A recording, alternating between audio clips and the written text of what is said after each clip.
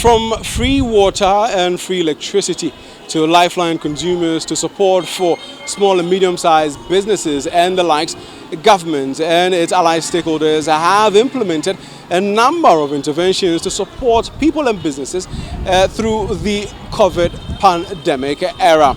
Well, in the following report, we'll bring you an update or a wrap of the key social interventions that government put out throughout the COVID era. Ghana recorded 2 cases of COVID-19 infections from the Kotoka International Airport on March 12, 2020.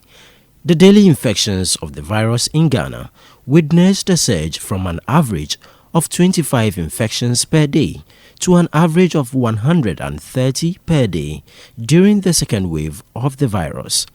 Over time, the country recorded over 102,000 COVID-19 cases, including 823 deaths since the first case was reported. The active cases of the Delta variant of the virus more than tripled to 4,521 as of July 23 from 1,200 in June 2020. This contributed to a rise in severe cases and deaths during the third wave of the disease. In December 2021, the Ghana Health Service confirmed the fourth wave of COVID-19 caused by the Omicron variant in Ghana, which saw the active cases of the virus at 8,554, with over 1,000 cases recorded daily for 3 consecutive days. As COVID-19 infections spread across the globe, many countries reacted with series of mandatory measures and interventions, and Ghana was no exception. The wearing of face masks, the use of hand sanitizers, and social distancing were mandatory requirements of individuals and corporate entities as part of measures to contain the spread of the virus. The use of Veronica buckets filled with water for hand washing purposes were stationed at public places for use.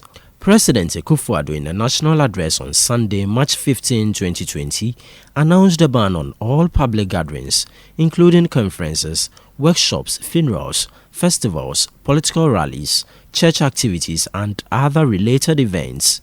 Private burials were permitted with limited numbers, not exceeding 25 in attendance. The president also directed all schools to shut down. On Monday, March 16, 2020, the government announced a 14-day mandatory quarantine for persons seeking to enter the country after the outbreak of the deadly coronavirus and suspended consular services in coronavirus-hit countries.